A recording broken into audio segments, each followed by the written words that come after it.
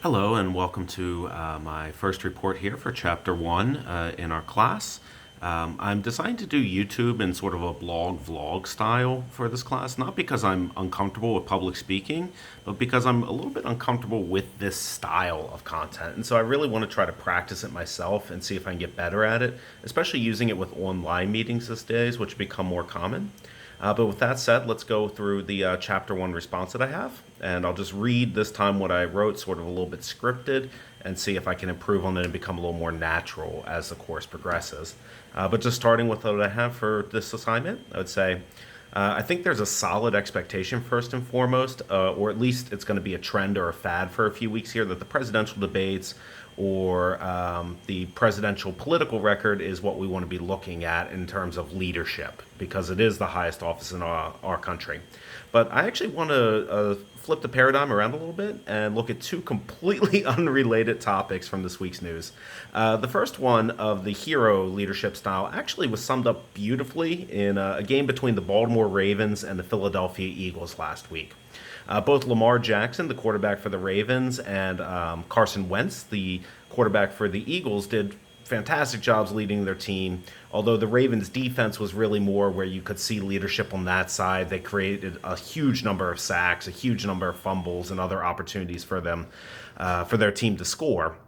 But even though the Ravens entered the fourth quarter with a massive lead, they were at a 24-6 lead. By the end of that game, it was 30-28.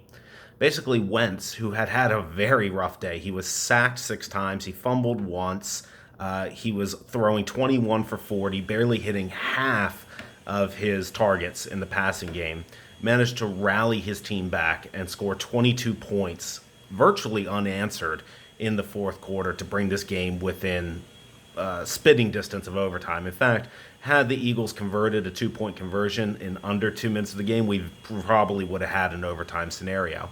Yet, in spite of this, they lost. But Wentz is still a hero. He's a hero leader. He did a tremendous job. He did a lot of things that are heroic. He started stepping out of the pocket more, which of course exposes him to more sacks. This guy's been sacked 6 times, and he's still taking a risk here. But it gives him a better field of vision and allows him to throw more accurately. He also was incredibly optimistic through the whole thing. He was constantly hitting his guys on the head. He was constantly edifying them and constantly building them up and constantly pushing them harder and harder. And he was leading by example. He did multiple quarterback sneaks. He did multiple attempts at running the ball himself. He did multiple risky things that sort of just proved his heroicism. So that would be my example of a good hero leader from the week, especially one that doesn't come from politics. As far as a more humble leader goes, I constantly look to Pope Francis for this style of leadership. I don't agree with a lot of what he says, and I myself am a Catholic, so I don't think of him as a very good pope. But I do tremendously admire the man and his style and his personal beliefs and commitment. So this week, in a recently released documentary, he actually came out in favor of civil unions. So not marriage. He's not going to be in favor of marriage. Marriage is a sacrament in the Catholic Church. It's strictly between a man and a woman. That's it. He's not going to provide sacramental marriages to gay people anytime soon. That being said, he is in favor of civil unions, and he derives this reasoning from the right of every human to have a family, right? So he says, it's an inherent human right to have a family and a family life. So he says, when LGBTQ people are children, their parents shouldn't disown them or ostracize them or try to make them pray the gay away or anything of that sort. In fact, parents should be loving and supportive of their children, maybe even more loving and supportive of a gay or queer or bisexual child, because they're going to be ostracized a little bit by society no matter what. So building upon that, he says, essentially in adulthood, you don't lose the right to a family. But of course, your parents will die, your brothers and sisters may fall away from you, may move away.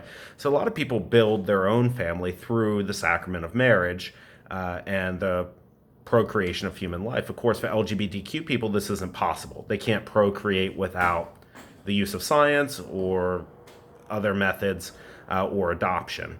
But in spite of this, Pope Francis is encouraging civil unions as a method to allow them to continue to enjoy the family life. And so essentially what he's doing is he's looking for a civil or a secular option.